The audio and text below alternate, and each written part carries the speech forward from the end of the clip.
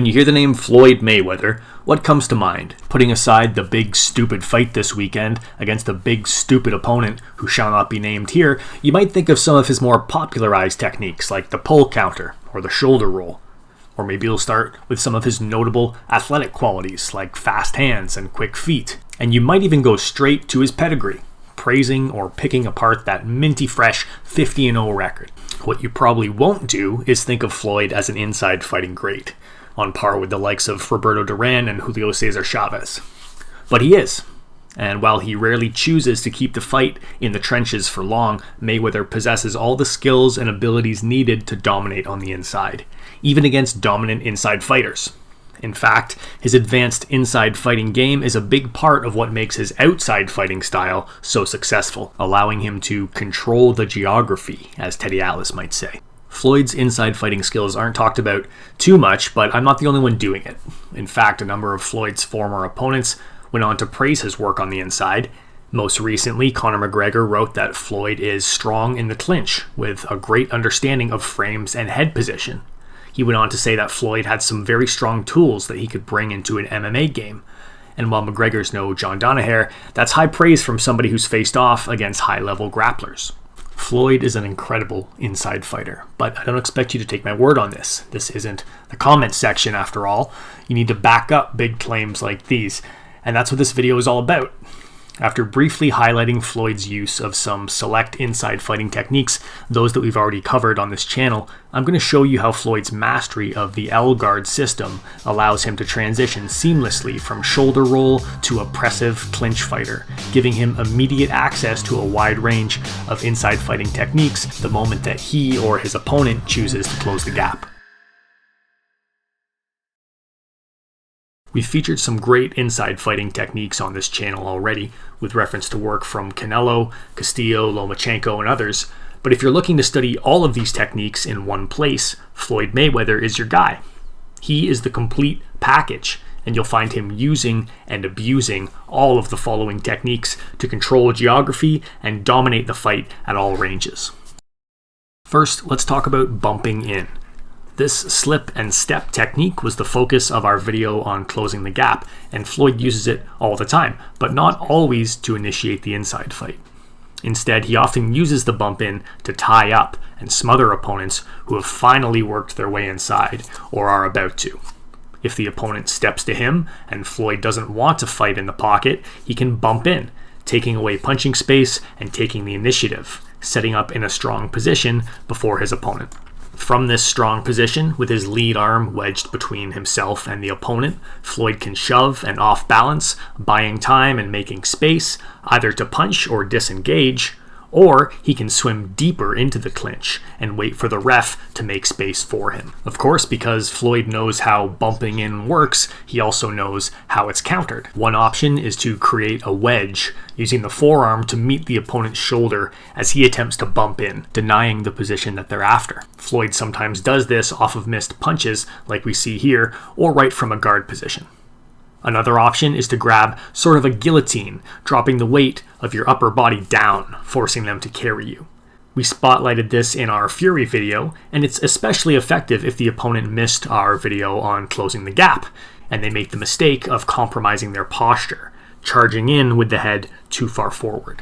If they do, just grab the head, overhook, grab that guillotine, and drop your weight down. Let the ref sort it out while you take a breath. This is our first example of how Floyd's mastery of inside fighting fundamentals allows him to dictate the geography of the fight, giving him the choice to avoid the inside fight when opponents want it and to initiate it when they don't.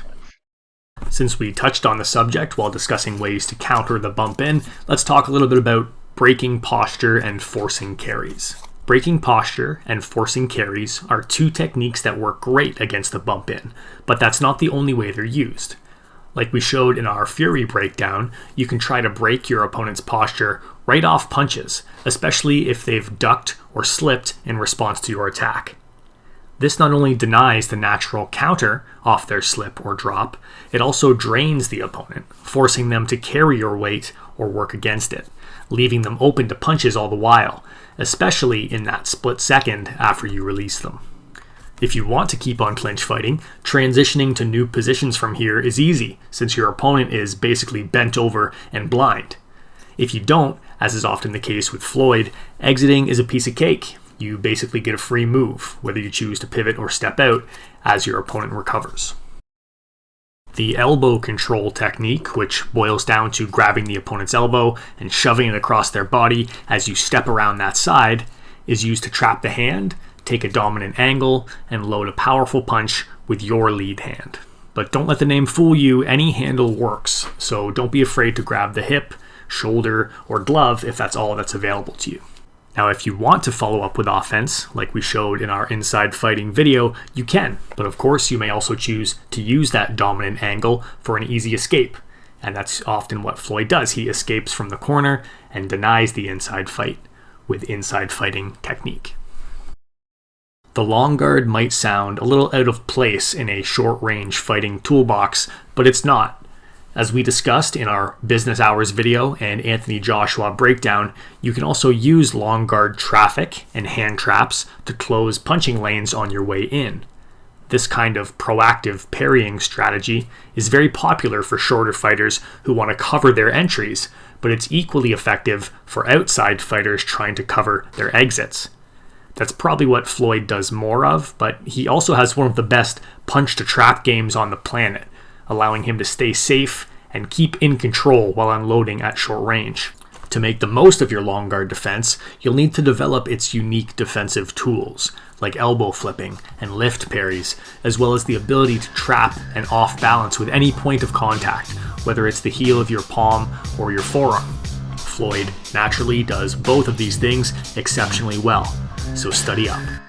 Based on some of the comments we received on my high guard video, it seems that a lot of people still think that the high guard is the best option for inside fighting. I don't hate the high guard, and I use it plenty, but I want to challenge you to think about some other options.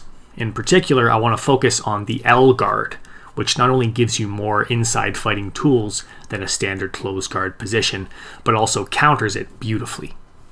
So what is the L guard? We covered this in detail in our advanced elbow blocking video. Now, Andre Ward calls it a prevent defense, and Gabe Rosado calls it the wall. But basically, the L guard is a defensive system based around holding the lead arm in the shape of an L, with the forearm running horizontally, facing the opponent like a bar. One reason this system works so well for Floyd is because it flows seamlessly out of his preferred low guard shoulder rolling position. As soon as the opponent steps to him, or really anytime he wants, Floyd can just lift his arm, placing that horizontal bar between himself and the opponent, and opening up his inside fighting arsenal. So let's look at 5 things Floyd can do from that L guard position. Number 1, make space to punch. If you saw our video on the chicken wing, you're familiar with one way to use the L guard to make space already. With a bit of a push of the forearm and a small turn of the torso, you can move the opponent back just enough to give you the room you need. But why even let them get that close? If you want to counter them bumping in or just walking you down, that forearm becomes a very good tool, allowing you to maintain space to punch at all times. And if the opponent has a weak base, you can shove them around too, creating all kinds of opportunities for follow-up offense. Number 2, take space to punch. Placing the forearm between yourself and your opponent creates defensive traffic, letting you close for business whenever you're not ready to fight. Different ranges give you different options. At mid-range, the L guard blocks punching lanes, giving your opponent fewer attack options. However, at short range, when you're close enough to actually make contact with the forearm, the L guard gives us our third option, oppressive hand traps. By laying the L, or forearm, horizontally against the opponent's vertical closed guard pillars, you trap their arms in place, occupying both of their hands with only one of yours. And with careful placement, you can also blind your opponent. Of course, you're also free to use that lead hand to trap more conventionally, glove on glove, as Floyd does, looking for left on left traps here while still keeping all of his L guard controls in play. Number 4, the L guard unlocks some unique defensive tools, not only in terms of trapping and defensive traffic, but also active lifts and drop parries with the forearm, plus those last second elbow flip defenses we saw earlier. For Floyd, the L guard is a defensive addition, not a subtraction or compromise, because all of his usual shoulder roll arsenal remains in play. Finally, number 5. The L guard is used to counter clinching. Not only does the forearm become a wedge you can use to fend off advances, but the shape and position of your arm makes it very difficult to grab or overhook, making it a great clinch fighting tool. If the opponent's looking for the overhook or underhook, you can make it very hard to grab by pinching that chicken wing shape a little bit tighter, tight enough so that they can't fit a glove through and lock onto you. And if they do sneak the glove through and grab the over or underhook, no problem.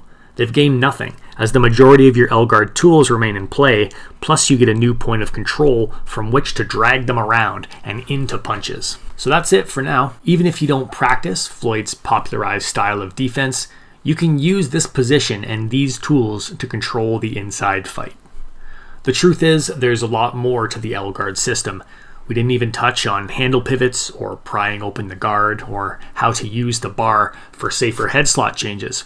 But I hope this introductory discussion has at least given you something to think about and helped you appreciate Floyd's unsung inside fighting game. So on behalf of me, eBoxing Academy, and the team at Short Boxing, I wish you guys a great weekend and happy training. Thanks for watching, and please subscribe for more free film studies like these.